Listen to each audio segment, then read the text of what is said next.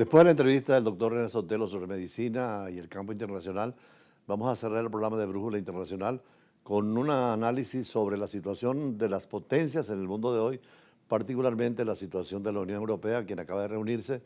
para definir su relación con Estados Unidos, con el presidente Trump. Difícil en estos momentos lo que va a ser el diálogo de Trump con Rusia y la actitud de la Unión Europea, y frente a China, que van a ser los europeos. Es un análisis sobre lo que fue la Comunidad Económica Europea de 1957 y lo que es la Unión Europea desde 1992, que además es un modelo y un paradigma para América Latina en la integración. Ojalá que tuviéramos una CELAC, una comunidad latinoamericana y del Caribe, igual que en la Unión Europea, en ese nuevo derecho constitucional. Y ahora que se discute la reforma de la Constitución venezolana, tener esa dimensión del constitucionalismo internacional dentro de la Constitución nueva o las reformas que se van a hacerse.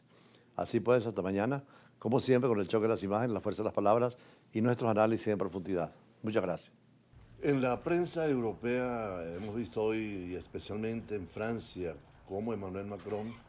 preocupado por la situación de Europa frente a los Estados Unidos y la continuación de la guerra entre Rusia y Ucrania y la posible mediación del presidente Trump para terminar con este conflicto, pero sin la presencia de Europa, está preparando muy aceleradamente para esta semana en París una reunión para fijar posición común y la estrategia en el proceso de paz que pretende el presidente de Estados Unidos, Donald Trump, y que ha provocado una especie de molestia en toda Europa al anunciar que las negociaciones van a ser iniciadas entre Estados Unidos y Rusia. Tanto el secretario de Estado como altos funcionarios de los Estados Unidos buscan reunirse a principios de semana en Arabia Saudita con emisarios de Moscú, pero en este caso no está Kiev, lo que ha molestado al presidente Zelensky, y el llamado para que Europa tenga su defensa común sin contar con los Estados Unidos como hasta ahora, y esto redimensionía todo el papel de la OTAN y las nuevas relaciones de Europa con China y con Rusia. Ya el miércoles pasado el presidente Donald Trump y el presidente Vladimir Putin tuvieron una conversación que fue equivalente a darle una especie de marginación total a lo que venía ocurriendo, siendo el criterio, como dice el presidente Trump, de llegar definitivamente a un acuerdo. En la reciente conferencia celebrada en Múnich de la seguridad, que fue una cumbre donde se vio la diferencia de lo que es la política de Estados Unidos y la de Europa, obliga a los europeos a definir un nuevo camino, una organización que nació en 1957 como Comunidad Económica Europea y en el 72 como Unión Europea, y que son 27 países en 5 millones de kilómetros cuadrados y más de 500 millones de habitantes. Pero al paralelo a esta reunión también fue el escenario de los enfoques diferentes definitivamente que tienen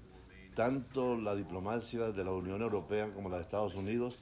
y fue muy fuerte el vicepresidente J.D. Vance dejando a las cancillerías europeas prácticamente en una interrogante de qué hacer con los Estados Unidos frente a la nueva actitud. Vimos en la prensa ucraniana, en Kiev Independent, que Estados Unidos deja a Europa de lado y deja de lado también no solamente a Kiev y a Ucrania, sino que le dieron demasiadas ventajas al gobierno de Putin. En un libro de la filósofa Teresa del Pech, señalaba que los ataques imperialistas de Vladimir Putin contra sus vecinos han desestabilizado el orden internacional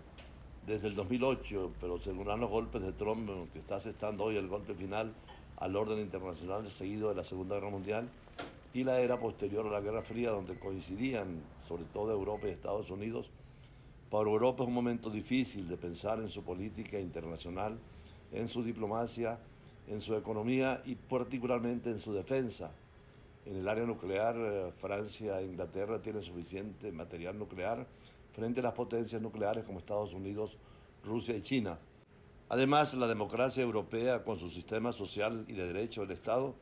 debe seguir adelante como paradigma a nivel internacional y como modelo de integración, pero esperemos qué va a hacer Europa en los próximos días ante la nueva política de Donald Trump.